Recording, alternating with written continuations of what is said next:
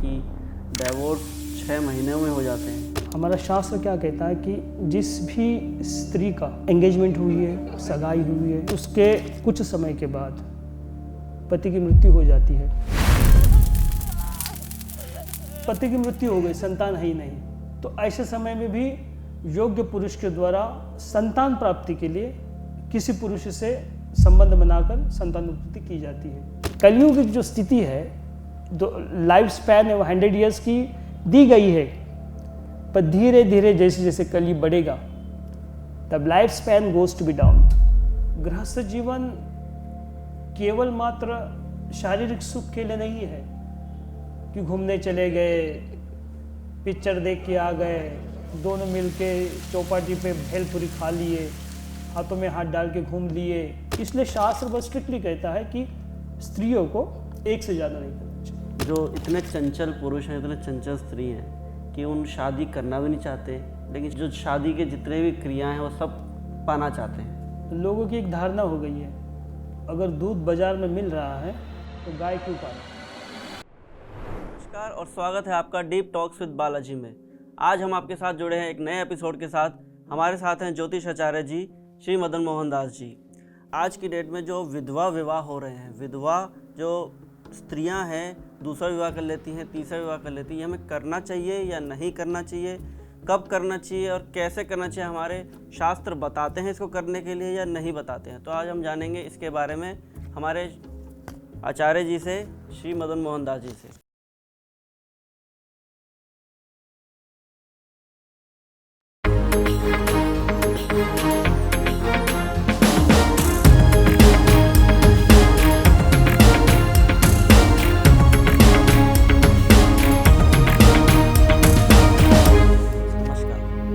बताएं कि जो विधवा विवाह है जो आजकल प्रचलन में है कि स्त्रियां दूसरा भी विवाह करती हैं, तीसरा भी विवाह करती हैं, तो ये इसके बारे में हमारा शास्त्र क्या कहता है? ये बहुत सेंसिटिव विषय है, एक गंभीर विषय है और इसको बड़े सावधानी के साथ समझना होगा और गहराई से इसको समझकर चिंतन करके फिर इस पर स्टेप्स उठाने चाहिए। हमारा शास्त्र क्या कहता है कि जिस भी स्त्री का एंगेजमेंट हुई है, सगाई हुई है, रिंग सेरेमनी जिसे हम कहते हैं हो गई है, उसके कुछ समय के बाद पति की मृत्यु हो जाती है। अब ये पानी ग्रहण संस्कार जिसको हम सप्तपदी भी कहते हैं, विवाह संस्कार अभी हुआ नहीं है जी, और उसके पहले उसकी मृत्यु हो गई, तो ऐसे स्थिति में वह स्त्री, जिसको हम विधवा भी कह सकते हैं क्योंकि एंगेज सगाई हो चुकी है, तो ऐसे स्थिति में वह स्त्री दूसरा विवाह कर सकती है, जिसका वर्णन मनुस्मृति, पराशर स्मृति और अन्य ग्रंथों में इसका वर्णन मिलता है कि ऐसे स्त्रियों को दूसरा विवाह करने की अनुमति है जी। एक तो ये रहा। दूसरा कि जिस स्त्री की एंगेजमेंट हो गई, सगाई हो गई और अक्षत नहीं है वह स्त्री, अक्षत मतलब फिजिकल रिलेशन हुए हैं, अच्छा, तो ऐसी स्त्री के लिए शास्त्र कहता है संतान नहीं हुई है, ठीक है, तो क्षत्रिय के लिए, वैश्य के लिए और शूद्र के लिए सेकंड विवाह के लिए अलाउड है। तो ये बहुत अच्छा नहीं माना जाता इसको एक्चुअली, मगर शास्त्र कहता है कि इन लोगों के लिए क्षत्रिय, वैश्य और शूद्र के लिए अलाउड है। ये प्रश्न उठता है कि ब्राह्मण जो है, ब्राह्मणी जो है, उसको क्यों अलाउड नहीं है? जी, शास्त्र मना करता है इसको। हाँ, उनको अलाउड है। एंगेजमेंट हो गई और फिजिकल रिलेशन भी हो गया बिफोर मैरिज और डेथ हो गई उसकी, जी, तो ऐसी स्थिति में 3 जो जातियाँ है उनके लिए तो अलाउ कर दिया। अब ब्राह्मणी जो है उसके अलाउ नहीं कर रहे हैं, शास्त्र मना करते हैं कि उसको नहीं करना चाहिए। अब क्यों नहीं करना चाहिए? शास्त्र कहता है, आचार्य कहते हैं कि ब्राह्मणी जो है वो जैसे 4 वर्ण हो गए, ब्राह्मण, क्षत्रिय, वैश्य और शूद्र, तो ब्राह्मण को श्रेष्ठ माना गया है। क्यों श्रेष्ठ माना गया है? क्योंकि वो उस पर ज्ञान है, वो तप करता है, नियमों का पालन करता है, नियम से रहता है, पूजन करता है, तो उसके पास शास्त्रों का ज्ञान है, क्या सही है, क्या गलत है, क्या पुण्य है, क्या पाप है, क्या धर्म है, क्या अधर्म है, क्या नीति है, क्या अनीति है, इसके बारे में उसको पता है। अब जिस व्यक्ति को, अब देखिए इसमें मज़ेदार चीज़, जिस व्यक्ति को ये सब चीज़ें पता है कि क्या सही है क्या गलत है, उसके बाद भी अगर वो गलत करता है नहीं, ये तो शास्त्र ने ही मना किया ना, नहीं करना है। तो मना क्यों करा वही बता रहे, उसको मना करे क्योंकि उसको ज्ञान है उस चीज़ का कि सही क्या है गलत क्या है, और उसके बाद भी अगर विवाह करता है तो वो दंडित होगी। अब एक छोटा सा घटना महाभारत की बताता हूँ। धृतराष्ट्र और अन्य जितने भी उस समय के जो राजा थे, ये हो रहा था कि अब धृतराष्ट्र के बाद वहाँ की जो नेक्स्ट जो राजा बनेंगे उसमें युधिष्ठिर का नाम आया था और दुर्योधन का। दोनों में से किसी एक को चुनना था कि दोनों में से किसी एक को भविष्य में यहाँ के राजा बनेंगे। तो हुआ ऐसे कि 4 कैदियों को सैनिक पकड़ के लाए और धृतराष्ट्र की सभा में खड़े कर दिए। जी। तो भीष्म पितामह और विदुर जी ने कहा, भीष्म पिता ने कहा कि ये जो 4 कैदी पकड़ के लाए हैं, हमारी प्रजा देखेगी कि हमारे भविष्य के जो राजा होंगे वो कितने योग्य प्रकार से, कितने बढ़िया तरीके से, नीतिपूर्ण तरीके से निर्णय देंगे। तो हम चाह रहे हैं कि आप जो है इन 4 दोषियों को दंड दीजिए, जो 4 अपराधी थे जिनको पकड़ के लाए थे भर सभा में। तो दुर्योधन से कहा गया कि आप जो है इनको दंड दीजिए। तो दुर्योधन ने उनसे पूछा इन्होंने क्या अपराध किया है, उनसे पूछा। तो उन्होंने चारों ने मिलकर एक व्यापारी की हत्या कर दी थी। अच्छा। तो दुर्योधन ने कहा इन चारों को जो है फांसी दी जाए। उसके बाद भीष्म जी ने कहा कि अब युधिष्ठिर इनको दंड दे, इनका निर्णय ले। युधिष्ठिर ने क्या किया कि सबसे पूछा कि आप किस जाति से हो। तो एक ने कहा मैं ब्राह्मण हूँ, एक ने कहा मैं क्षत्रिय हूँ, एक ने कहा मैं वैश्य हूँ, एक ने कहा मैं शूद्र हूँ। तो शूद्र को कहा कि इसको जो है 100 कोड़े मारो और छोड़ दो इसको। दूसरे से कहा इसको 3 महीने तक जेल रखो और इसको भी 100 कोड़े मारो, वैश्य से कहा। और क्षत्रिय को कहा इसको जो है आजीवन कैद में रखिए, कारावास होगा, आजीवन कारावास होगा। उसने कहा ये ब्राह्मण है, तो ब्राह्मण को दंड देने का अधिकार जो है ये हमारे जो बड़े वरिष्ठ जो है वो तय करेंगे कि इसको क्या दंड देना। इसको हम मृत्यु दंड नहीं दे सकते क्योंकि ब्राह्मण है। अब यहाँ पे पूछा जा रहा है, यही बात हुई कि ब्राह्मण जो है सब कुछ जानता है, शास्त्र के बारे में उसको ज्ञान है, सही क्या है गलत क्या है, नीति क्या है अनीति क्या है, धर्म क्या है अधर्म क्या है।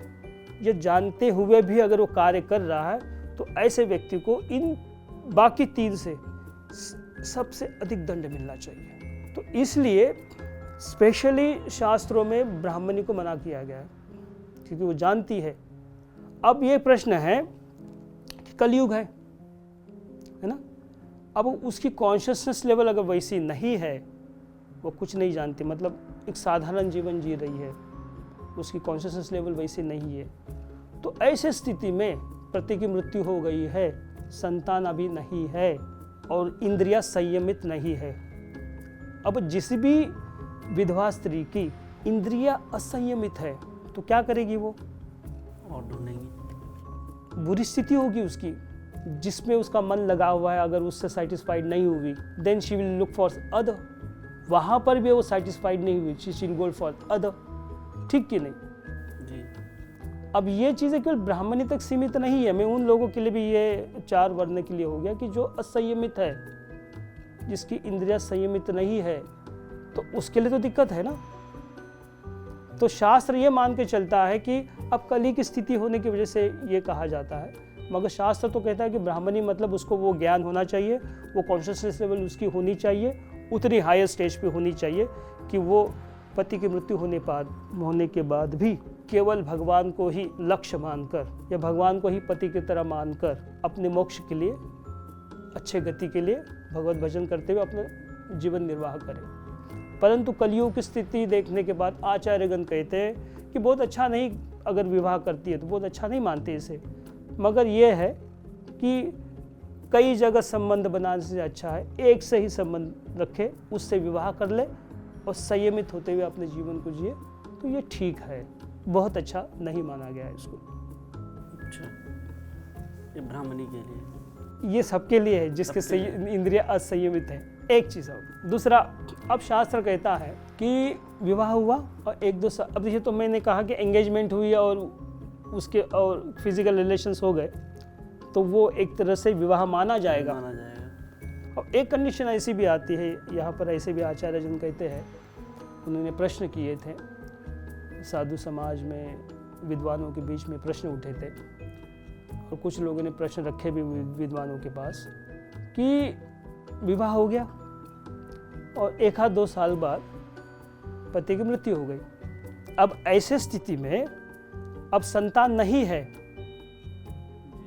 हाँ, अब पति की मृत्यु हो गई तो विवाह करना चाहिए कि नहीं। तो ये 3 जो कंडीशंस थे ब्राह्मणी को छोड़कर, 3 जो क्षत्रिय वैश्य शूद्र के लिए नेक्स्ट के अलाउड बता रहे। एक कंडीशन उन्होंने ये भी कहा, पति बहुत लंबे समय से बीमार है, विवाह हो गया 1-2 साल हो गए मगर पति काफी लंबे समय से बीमार है, नपुंसक है, पौरुषत्व इसमें नहीं है, दुष्ट प्रवृत्ति का है, मारता है, अधर्मी है, पत्नी की देखरेख में उसका बहुत ज़्यादा इंटरेस्ट नहीं है, ध्यान नहीं देता है परिवार की तरफ या पत्नी की तरफ, सन्यासी हो गया, घर छोड़ के चला गया, सन्यासी हो गया, या फिर वो घर छोड़ के चला गया कहीं दूर अपने काम के लिए या विदेश चला गया, वापस नहीं आया, आना भी नहीं चाह रहा।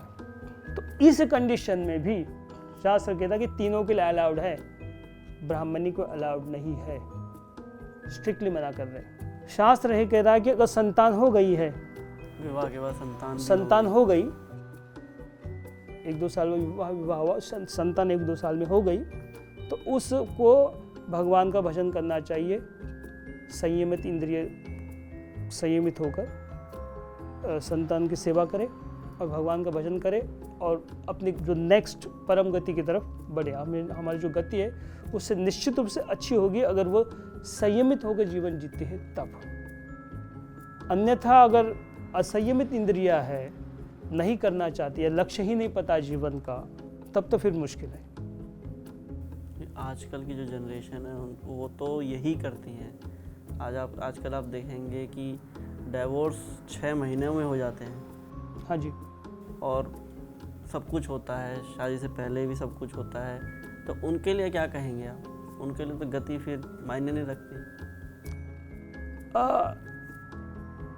उपनिषदों में, शास्त्रों में, अन्य जगह पे वर्णन आता है, आहा निद्रा भय मैथुनम च सामान्यम एताम पशुभिः नराणाम धर्म ही तेषाम अधिक विशेष धर्म ही न पशु ही समानः। क्या कह रहे हैं शास्त्र? ये उपनिषदों में, अन्य जगह पे इसका वर्णन आता है। कहते हैं खाना पीना सोना और संतान उत्पन्न करना, ये 4 जो प्रमुख कार्य है ये पशु भी करते हैं। खाना पीना सोना संतान उत्पत्ति जी पशुओं में भी है जी। और ये मनुष्य में भी है। धर्म ही तेषाम अधिक विशेष धर्म ही हीना पशु ही समाना। जो धर्म से जीवन नहीं जी रहा है, उसको पता ही नहीं है कि जीवन का लक्ष्य क्या है, गृहस्थ जीवन है ही क्या। अब प्रश्न ये उठता है कि विवाह क्यों करना चाहिए? प्रश्न तो सबसे यहाँ से शुरू करें, विवाह क्यों करना चाहिए हमें? विवाह क्यों जरूरी है? अब देखिए, जैसे हम 4 आश्रम की बात कर रहे हैं, ब्रह्मचर्य आश्रम, गृहस्थ आश्रम, वानप्रस्थ आश्रम, संन्यास आश्रम। ठीक है, अब कितने पीरियड के लिए है वो 4 आश्रम? 25 ईयर्स फॉर ब्रह्मचर्य आश्रम। अब ब्रह्मचर्य मतलब ब्रह्मचर्य की हानि होती है, 8 प्रकार के बताए गए हैं, ब्रह्मचर्य उससे खत्म हो जाता है। अब वो कितना कर पाता डिपेंड्स, पर 25 साल तक ब्रह्मचर्य का पालन का विधान बताया गया है। ठीक, 25 साल गृहस्थ, only 25 years is allowed to be stay in grihasthas, not more than that. Only 25 years. अब कितना आते हैं 25 years for ब्रह्मचर्य आश्रम, 25 years गृहस्थ आश्रम, 25 years वानप्रस्थ आश्रम और 25 years संन्यास। टोटल कितने हो गए? 100 years। कलयुग की जो स्थिति है, जो लाइफ स्पैन है वो 100 ईयर्स की दी गई है, पर धीरे धीरे जैसे जैसे कलयुग बढ़ेगा तब life span goes to be down. आज का धीरे 60, धीरे 70 धीरे धीरे धीरे जो लाइफ स्पैन है वो कम कम होती जाएगी। अब एवरेज कितना है? 60, 70। मैक्सिमम पकड़ लो 80 Maximum पकड़ते हैं हम, 80। मैक्सिमम अगर खींचते भी है 80, 85, उससे ज़्यादा रेयर कोई जाता है, एक हाथ कोई जाता है, 80, 85 पकड़ते हैं। अब if you divide 85 years in 4 parts 4 parts, तो कितना हो गया? almost 20, 22। तो शास्त्र कहता है कि इतने स्ट्रिक्टली नियम क्यों बताए गए, क्यों ऐसे नियम लगाए गए हैं? क्यों ultimate goal to attend lord. Ultimate goal ये नहीं कि संसार में पड़े रहो, ये गोल है ही नहीं। आपको जो जीवन दिया गया है, मनुष्य जीवन, आप देखेंगे कितने प्रकार की शरीर है? 84 lakhs ऑफ बॉडीज आती है, योनिया 84 lakhs बॉडीज है। उसमें एकमात्र ऐसा एक मनुष्य प्राणी है, जीव है, जिसकी कॉन्शियस लेवल अन्य पशुओं से हायर कॉन्शियसनेस है उसकी। जैसे आप देखेंगे किसी बकरे को पकड़ के लाएंगे, काटेंगे ना, वो दूसरा लाइन में खड़ा हुआ है जी, उसको पता नहीं कि मेरा नंबर अभी लगने वाला है, और मनुष्य होगा तो देख लेगा, भाग जाएगा। और उसने ऐसा अपनी बुद्धि का प्रयोग किया है कि पशुओं को भी उसने कंट्रोल करके रखा हुआ है। नहीं, बुद्धिमान है वो, उसकी बुद्धि अन्य से ज़्यादा विकसित है। ऐसा नहीं कि पशुओं में बुद्धि नहीं है, पशुओं में बुद्धि है, पर ये ज़्यादा हाईली एडवांस है, मतलब बहुत उनसे ज़्यादा श्रेष्ठ है। तो यह जो मनुष्य जीवन है, ये मनुष्य की जो बुद्धि है वो इतनी हाई अच्छी लेवल पे है कि वो भगवान को जान सकता है, उस सुप्रीम लॉर्ड को समझ सकता है, उसकी अनुभूति कर सकता है। ये एकमात्र ऐसा शरीर है, अगर वो साधना करे, मेडिटेशंस करे, रूल्स रेगुलेशंस को फॉलो करे, तप करे, तो उस सुप्रीम जो शक्ति है, जो सुप्रीम कंट्रोलर है, उसको महसूस कर सकता है वो। एकमात्र ये शरीर है। अगर ऐसा नहीं करता है तो शास्त्र कहता है धर्म ही हीना पशु ही समाना। अगर वो ये धर्म कार्य में नहीं लगता, ये स्पिरिचुअल एक्टिविटीज में अगर इन्वॉल्व नहीं होता है, उसको प्रयास नहीं कर रहा है, खाना पीना सोना, संतान उत्पत्ति करना, तो वो पशु से ज़्यादा श्रेष्ठ नहीं है। Is similar like animal. अब शास्त्र एक जगह कहता है कि गृहस्थ तो जो है, एक होता है गृह मेदी जी। अब गृह मेदी क्या चीज़ है? हम वो बहुत सारे लोग कह रहे हैं कि गृह मेदी क्या चीज़ है। हाँ, मैंने पहली बार सुना गृह मेदी। गृहस्थ सारे लोग जानते हैं, गृह मेदी बहुत सारे लोग नहीं जानते हैं। तो गृह मेदी ये हुआ कि मैं और मेरा, अब मेरा मतलब मेरी बीवी, मेरे बच्चे, मेरा परिवार, बस मैं और मेरा में ही वो पूरा जीवन जी रहा है। पूरी उसकी होल लाइफ जो है फ्रॉम स्टार्ट टू एंड मैं और मेरा में ही रहा, और अपने तक ही सीमित रहा, और कुछ नहीं उसको लेना देना किसी से, अपने तक सीमित, उसको कहते गृह मेदी। अब गृह मेदी क्यों कहा जा रहा है? क्योंकि शास्त्र कहता है गृहस्थ के लिए, गृहस्थ जो है 4 आश्रमों में सर्वश्रेष्ठ माना गया है। अब सर्वश्रेष्ठ क्यों मानते हैं भाई उसको? फिर सन्यासी को सर्वश्रेष्ठ क्यों नहीं माना गया? फिर गृहस्थ को 4 आश्रमों में सर्वश्रेष्ठ माना गया, क्यों? क्योंकि गृहस्थ एक ऐसा वर्ण है जिसमें वो धन कमाएगा, ब्रह्मचारी तो विद्या अध्ययन करेगा, वानप्रस्थ वाले बुढ़ापे में पत्नी के साथ रह के तप करेंगे, पत्नी के साथ रहेगा, वानप्रस्थ आश्रम में पत्नी के साथ रहते हैं और ब्रह्मचर्य का पालन करते हैं, रहेगा साथ में, संयमित इंद्रियों से वो ब्रह्मचर्य का पालन करते हुए भगवान की प्राप्ति के लिए प्रयास करेंगे वानप्रस्थ आश्रम में। जब वो परफेक्ट हो जाएगी कि उसको लगता अब मैं ठीक हूँ, मतलब मेरी इंद्रिया अब काफ़ी हद तक कंट्रोल्ड है, अब मैं इससे ज़्यादा आगे जाना चाहता हूँ, तो फिर संन्यास में चला जाए फिर सीधे, जिसमें उसको एकांत में रह के भजन करना। फिर पत्नी नहीं रहेगी, पत्नी वहाँ नहीं है, फिर अकेले। अल्टीमेट गोल क्या है? भगवत प्राप्ति। ठीक। अब ये जो 3 आश्रमों की बात हो रही है, ब्रह्मचारी, वानप्रस्थ, संन्यास, इन 3 आश्रमों में तो कमाई धमाई का तो कुछ है ही नहीं ना।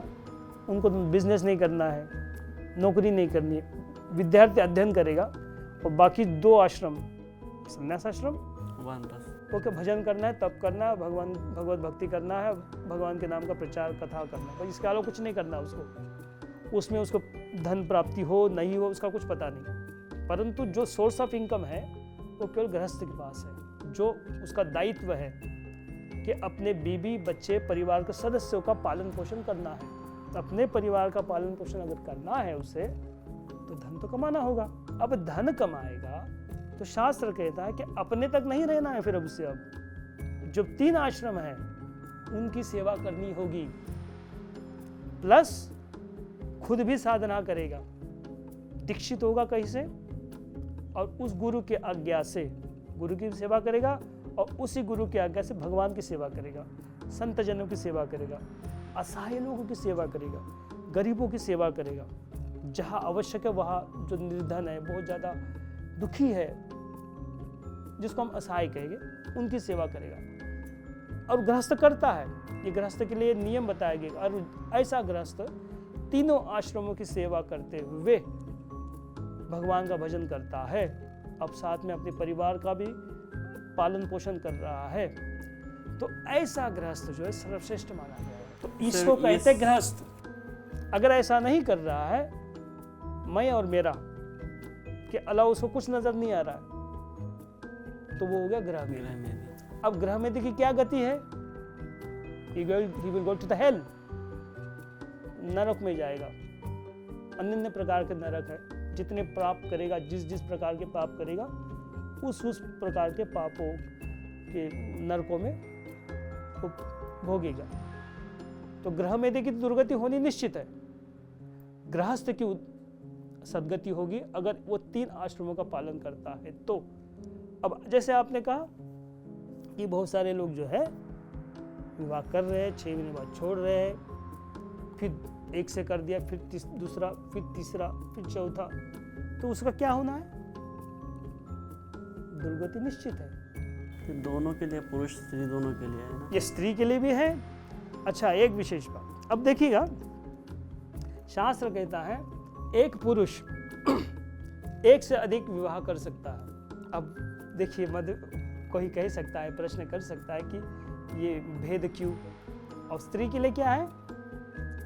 नहीं कर सकते। स्त्री एक पुरुष से ज्यादा अलाउड नहीं कर रहा। अभी कुछ कंडीशंस जो हमने अभी डिस्कस किया है, उसी टर्म्स ऑफ कंडीशंस में she will allowed to go for others, दूसरी के पास जा सकती है, उससे विवाह कर सकती है। वो टर्म्स ऑफ कंडीशंस शास्त्र दे रहा है। पर पुरुषों के लिए जिस तरह से बताया गया है कि पुरुष जो है एक से अधिक विवाह कर सकता है। हमारा भारतीय संविधान जो आज है वो अलाउड नहीं करता है कि एक से डिवोर्स करेगी, ऐसा ही है, और फिर उसके बाद दूसरे शादी करें। पर हमारे ये भारतीय संविधान कहता है, हमारा इंडियन लॉ कहता है, पर हमारा जो शास्त्र है वो अलाउ करता है इन चीज़ों को, पुरुषों को। अब ये प्रश्न है कि भाई ये भेद क्यों किया गया?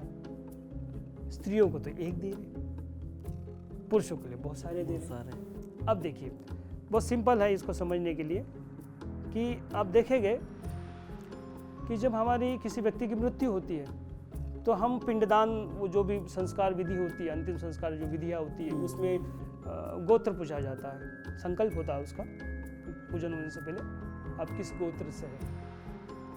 ठीक, अब एक पुरुष है, 10 पत्नियां हैं, तो गोत्र तो एक ही हुआ, एक ही है, राइट?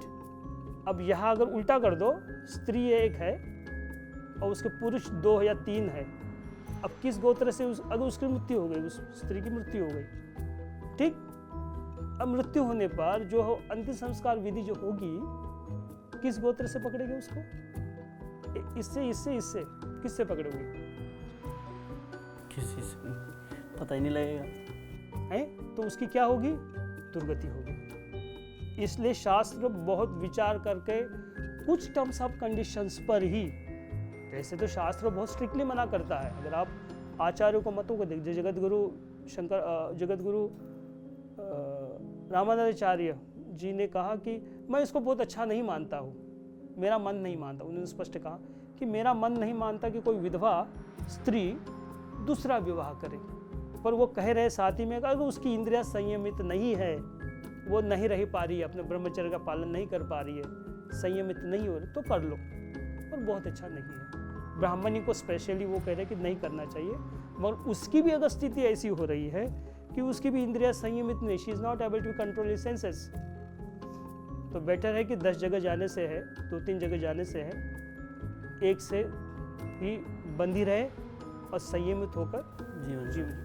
तो यही एक कारण है कि अगर वो स्त्री एक से ज़्यादा विवाह करती है, कुछ सब टर्म्स ऑफ कंडीशंस तो बता ही दिए कि इस टर्म्स ऑफ कंडीशंस पे सेकंड के बाद जा सकती है, पर एक ही। अब वो 2 नहीं कह रहे, सेकंड एक ही पकड़ रहे हैं, तो फिर मृत्यु के बाद उसी गोत्र से मानी जाएगी और उसके अंतिम संस्कार विधि होगी। परंतु वही स्त्री अगर 3 जगह गई या 2 जगह गई, तब तो फिर उसकी दुर्गति निश्चित है, क्योंकि किस विधि से और किसको पकड़ के मानेगी कि इस गोत्र की कि इस गोत्र की है। इसलिए शास्त्र बस स्ट्रिक्टली कहता है कि स्त्रियों को एक से ज़्यादा नहीं करना चाहिए। बस एक गोत्र जानने के लिए पुरुषों को ये नहीं, मतलब गोत्र से संबंध ये है कि उसकी गति अच्छी नहीं होगी, क्योंकि विधि अगर अपूर्ण हो गई पूजन की, यही नहीं पता कि कहाँ की है, कौन है, किस से जुड़ी हुई है, तो फिर गड़बड़ हो जाएगी। आजकल कॉन्ट्रडिक्टरी बहुत होता है ना कि पुरुष प्रधान समाज हो रखा है, ऐसा कहते हैं हमारे शास्त्रों में कि पुरुष प्रधान समाज बना रखा है। हाँ जी, हाँ जी, हाँ जी। तो बहुत सी स्त्रियां इसको मानती हैं कि नहीं, हम इक्वालिटी में बिलीव करते हैं। देखिए, प्रकृति ये शास्त्र तो कह ही रहे हैं, पर प्रकृति भी कुछ कह रही है। प्रकृति ने सबके लिए डिवाइड कर दिया है कि स्त्री का कार्य ये है, पुरुषों के लिए ये कार्य है, और आचार्य और शास्त्रों के द्वारा भी ये निर्धारित किया गया है। अब प्रकृति क्या कहती है कि गर्भ जो है, संतान उत्पत्ति जो है, पुरुष तो नहीं करेगा ना, क्यों नहीं करेगा? अगर इक्वल की बात कर रहे हो तो पुरुष भी करे, क्योंकि ये प्रकृति के द्वारा दिया गया है, ये भगवान के द्वारा ये बनाया गया है कि ये कार्य स्त्री का है, ये कार्य पुरुषों का है। अब इक्वल राइट्स के चक्कर में जो है वो उस तरह कर रहे हैं। मगर आप देखो कि ऐसा हम नहीं कह रहे कि स्त्रियां कमज़ोर है, ऐसा बिल्कुल नहीं कहना चाह रहे, या पुरुष श्रेष्ठ है, ऐसा भी नहीं कहना चाह रहे। दोनों अपनी जगह पे परफेक्ट है, सबके अपने अपने कार्य हैं। ये अपने जगह पे परफेक्ट है, ये अपनी जगह पे परफेक्ट है, दोनों अपनी जगह इक्वल और परफेक्ट है।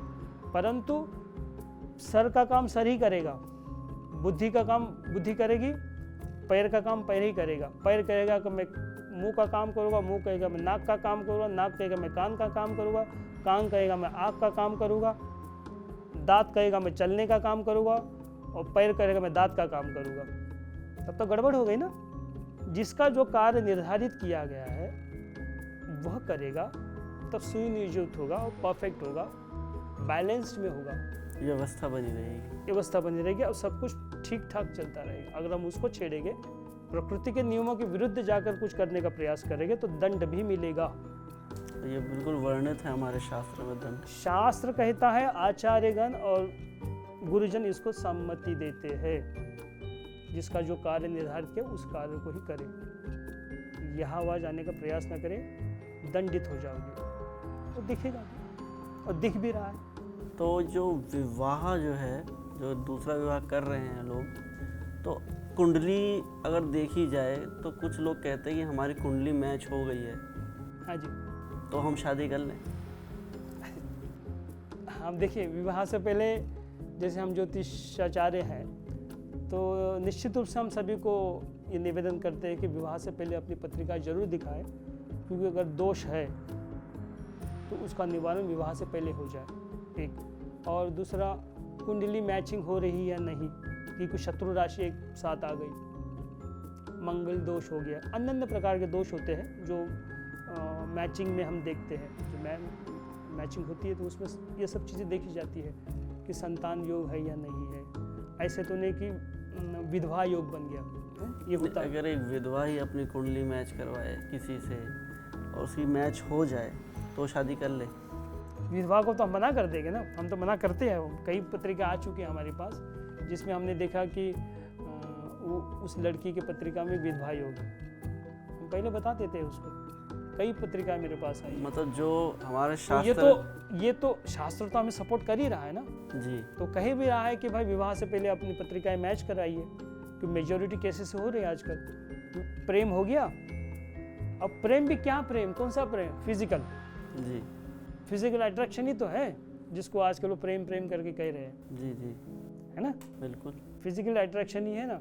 अगर फिजिकल अट्रैक्शन है, अगर नहीं है मान लो, तो वो उसी के साथ ही विल बी कंटिन्यू, भले वो है या उसकी मृत्यु भी हो जाती, तो वो किसी और की तरफ नहीं जाएगा और निष्ठावान रहेगा एक के प्रति, लड़का या लड़की, तो उसको हम प्रेम कह सकते हैं एक बार।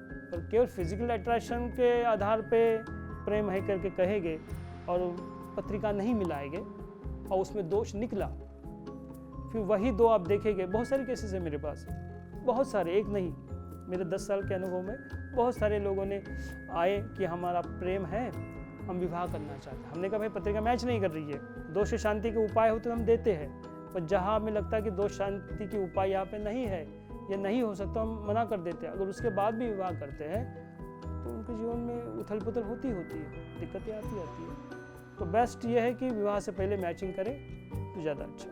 तो विवाह से पूर्व कुंडली मैच अवश्य करनी चाहिए, जरूर करनी चाहिए। ये हम अगर आप सेफ साइड जान रखना चाहते हो अपना, जी, तो जरूर। अगर किसी के पति की मृत्यु हो गई है, अगर वो अपना कुंडली दिखाए आपको, तो उसमें दिख जाएगा साफ कि आपके कुंडली में ये योग था, इसीलिए आप आज इस स्थिति में हैं। हाँ जी, बिल्कुल दिख जाता है। बहुत सारी चीज़ें देखते हैं। अगर किसी को करियर देखना है, वो कह रहा है कि मुझे इस फील्ड में जाना है, पर पत्रिका कह रही है कि तुम इस फील्ड में कुछ नहीं कर सकते, आप उसको इस फील्ड में ज़्यादा। हम देखते हैं पत्रिका में कि इस व्यक्ति को किस करियर में जाना चाहिए, कौन सा फील्ड चूज़ करना चाहिए जिससे इसकी ग्रोथ बहुत फास्ट होगी। तो वो जो भी ज्योतिषाचार्य होगा उसको देखेगा जरूर, पूछने को बताते हैं, और उसमें आप उतरिए, जो आपको सजेस्ट करते हैं आचार्य जो, उसमें आप उतरिए, आप देखो उसमें बहुत फास्ट ग्रोथ करोगे। बहुत सारे मेरे अनुभव रहा कि मैंने अपने ही रिलेटिव्स में किसी ने मुझे दिखाई थी कि वो चाह रहे थे कि मैं सीए बनूं, पिता सीए नहीं बन पाए, तो उनकी बड़ी इच्छा थी कि मेरी जो बेटी है वो सीए बने। अच्छा, उन्होंने पहले तो एडमिशन ले लिया सीए में बेटी का, अब फिर मेरे पास आए कि देखना जो सीए बनेगी क्या, मेरी बेटी सीए बनना चाह रही है, एडमिशन हो गया। मैंने पत्रिका देखी, मैंने कहा सीए का तो चांस नहीं लग रहा है, इसमें मुश्किल है, कुछ और करो, कुछ और फील्ड मैंने बताया कि इसमें करिए ज़्यादा ठीक रहेगा, ये ज़्यादा ठीक नहीं लग रहा मुझे। तो नहीं, आप कुछ बताइए, हम करेंगे कुछ। मैंने उपाय बताए, उस लड़की ने नहीं किया। उसने ये कहा मुझसे कि मैं 10 घंटा पढ़ाई करूँगी, मैं देखती हूँ कैसे नहीं होगा। उसने ऐसे मुझसे कहा, जब मेरे रिलेटिव है वो। तो मैंने कहा ग्रह तो सपोर्ट नहीं कर रहे हैं, आप 10 घंटा करो, चलो अच्छी बात है करो, पर ये उपाय भी ज़रूर करना। आप ये उपाय करोगी तब देयर इज़ अ चांस कि आप निकल जाओगी, there is a chance, there is hopes, ये उपाय कर लेना। तो उसने कहा मैं 10 घंटा पढ़ूंगी, पता नहीं मैं ये उपाय कर पाती हूँ कि नहीं। तो उसने उपाय नहीं किए और 10-12 घंटा पढ़ती रही वो, और पढ़ती रही रियल में। मैं जब बीच में जब कभी मिला उससे तो पता किया, तो हाँ पढ़ती है रात भर कंटिन्यूस। 4 साल फेल हो गई, 4 साल कंटिन्यूस। तो अभी तक हमारे सीए कर ग्रह रही हूँ, बताते हैं कि अभी तक सीए कर रही हूँ। कितने साल हो गए इस बात को? 7-8 साल हो गए, अभी तक सीए कर रही हूँ। तो ऐसे होता है। तो इसलिए मैं ज़रूर ये सजेस्ट करता हूँ कि जिसको भी अपना करियर है, कुछ भी और भी देखना चाहते हैं, तो ज़रूर शुरुआत करने से पहले किसी अच्छे ज्योतिषाचार्य को दिखाए अपनी पत्रिका और उनसे राय जरूर लें, तो बेहतर होगा। किसी से गाइडेंस लेके अगर करते, कोई भी कार्य हो, गाइडेंस लेके करें तो बेटर होता है, आपको सपोर्ट मिलेगा, राइट गाइडेंस मिलेगी। जैसे आजकल बिजनेस में चलता है लीगल एडवाइजर होते हैं, तो ऐसे ज्योतिष आचार्य एडवाइजर हमेशा होने चाहिए। ये लाइफ के लिए है, ज्योतिष एडवाइजर होते हैं और होना भी चाहिए। हमें तो पग पग पे आवश्यकता होती है किसी की गाइडेंस की। जीवन उथल पुथल है, कभी ऊपर नीचे चलती है, तो हमें आवश्यकता होती है। और जो आध्यात्मिक जीवन जी रहे हैं उसके लिए तो फिर कोई दिक्कत ही नहीं है, वो गुरु के पथ पे चल रहा है। गुरु एकमात्र उसका एक स्ट्रांग प्रोटेक्टर है, जिसने उसको ऐसे पकड़ लिया, बोले ये पकड़, भगवान का पथ खोल दिया, अब चलो तुम चलते रहो, मैं तुम्हारे पीछे हूँ। उसको तो कोई दिक्कत नहीं है।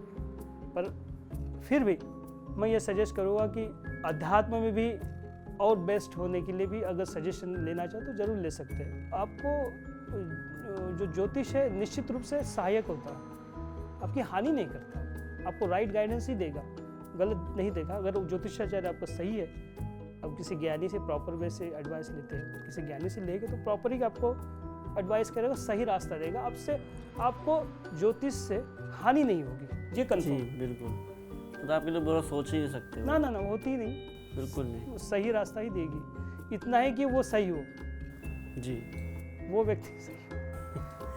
नहीं तो फिर आजकल होता है ना, लोग अगर वो करप्ट रहा, होते हैं बहुत सारे, मैंने भरोसा देखे, नहीं कर पाते ना लोग अगर वो जल्दी से। करप्ट रहा तब तो फिर गड़बड़ है।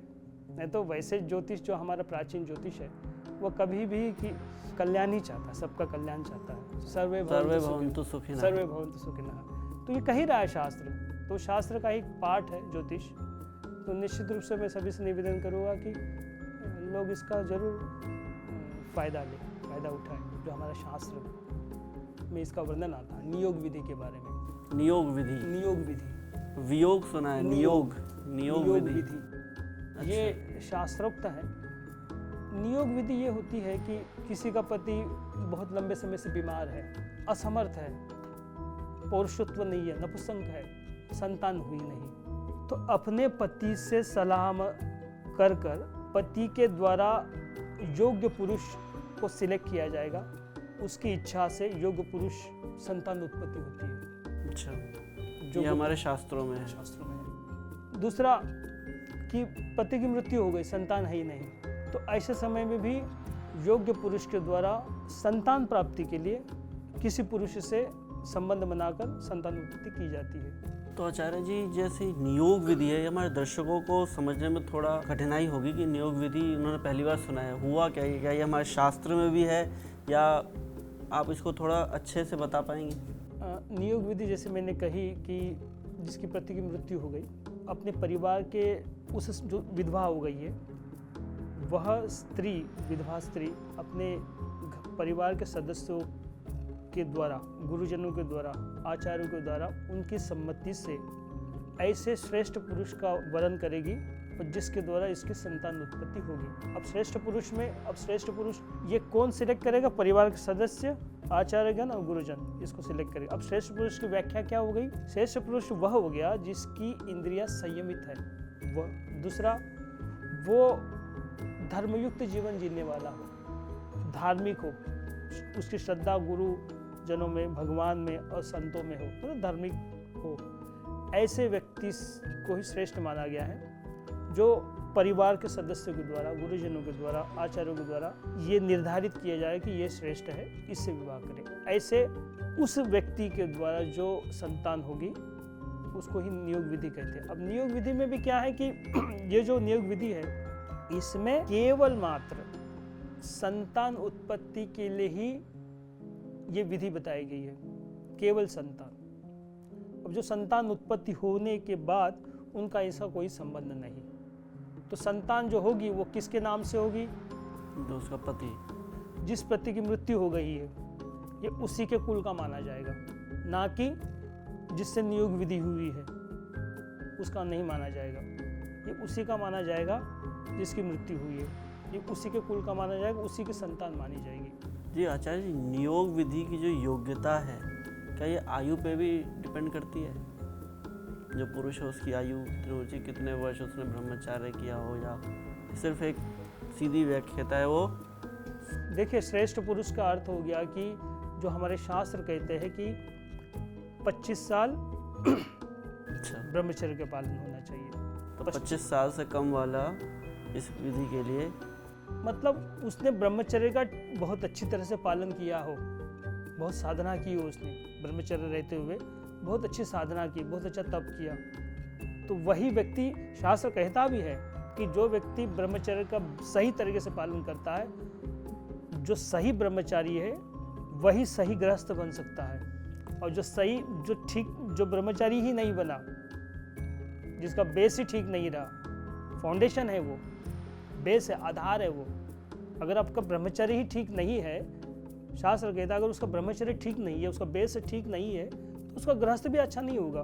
तो वह भी श्रेष्ठ कैटेगरी में माना जाता है जिसका ब्रह्मचर्य 25 साल बहुत स्ट्रिक्टली उसने पालन किया होगा और उसके बाद वो गृहस्थ में उसने प्रवेश किया है, गृहस्थ आश्रम में प्रवेश किया है। तो वो बहुत अच्छा गृहस्थ बन सकता है, क्योंकि उसने तप किया है। तो ये जो नियोग विधि है, ये आज के ज़माने में तो मुझे लगता नहीं है कि संभव है। कलयुग में गृहस्थ नियोग विधि के लिए स्ट्रिक्टली मना किया गया है। उसका कारण क्या है? भागवत में भी इसका वर्णन आता है। एक श्लोक है भागवत में, कलो अस्मि युगे जनः मंद स्मंदमतयो मंद भागी उपृतः, कि कलयुग का जो व्यक्ति है बहुत कलह करने वाला होगा और मंद बुद्धि वाला होगा और भाग्यहीन होगा, उसका भाग्य बहुत अच्छा नहीं होगा, और उस सबसे ऊपर सबसे ज़्यादा चंचल होगा, अनकंट्रोल्ड होगा। उसकी जो इंद्रियां होगी अनकंट्रोल्ड होगी, अपनी इंद्रियों को वो ठीक से कंट्रोल नहीं कर पाएगा, बहुत ज़्यादा चंचलता होगी। तो जो असंयमित इंद्रियों वाला व्यक्ति है, अगर उसको नियोग विधि अगर दी जाए, अगर सैंक्शन की जाए, तब तो फिर गड़बड़ हो जाएगी। यही कारण है कि कलयुग का व्यक्ति असंयमित होने के कारण बुद्धिहीन है, भाग्यहीन है, मूर्ख है एक तरह से। तो इसलिए स्ट्रिक्टली कलयुग में यह नियोग विधि बैन की गई, बैन है, स्ट्रिक्टली बैन है। तो प्रभु जी, जैसे आजकल के ज़माने में जो इतने चंचल पुरुष हैं, इतने चंचल स्त्री हैं कि उन शादी करना भी नहीं चाहते, लेकिन शादी में जो शादी के जितने भी क्रियाएं हैं वो सब पाना चाहते हैं, तो उनकी गति क्या होगी? लोगों की एक धारणा हो गई है, अगर दूध बाजार में मिल रहा है तो गाय क्यों पाले। जी, ये धारणा हो गई है आजकल के लोगों की, जो कि बहुत छोटी, ओछी और बहुत ही घटिया सोच है। ये गृहस्थ जीवन केवल मात्र शारीरिक सुख के लिए नहीं है कि घूमने चले गए, पिक्चर देख के आ गए, दोनों मिलके चौपाटी पे भेलपुरी खा लिए, हाथों में हाथ डाल के घूम लिए, बहुत सारे टूरिस्ट प्लेसेस में घूम आए, मौज मस्ती कर ली। गृहस्थ जीवन इसके लिए नहीं दिया गया है। कई जगह पे इसका वर्णन आता है कि गृहस्थ जीवन इसलिए भी है कि जिसकी इंद्रियां असंयमित है, अनकंट्रोल्ड है। कलयुग के व्यक्ति के आप जैसे कह रहे हैं कि असंयमित है ही, उनकी सेंसेस अपने कंट्रोल में नहीं है, बहुत ज़्यादा चंचल है, एक गया तो दूसरा, दूसरा गया तो तीसरा, है ना, ऐसे करते।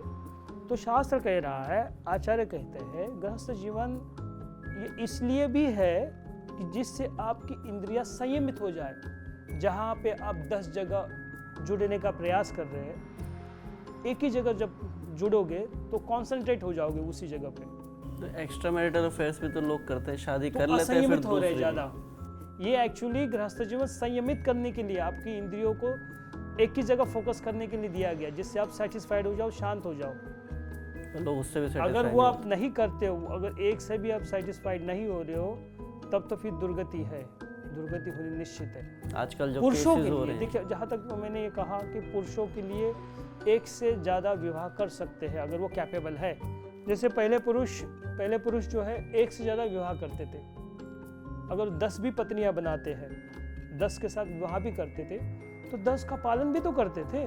जी, उनके बच्चे होते थे, उनका भी पोषण करते थे, विधिवत पोषण करते थे। जो शास्त्रोक्त विधि से उनका जो भी कर्तव्य बनता था, वो सबका पालन करते थे, सबको सुख देते थे और सेटिस्फाइड भी करते थे।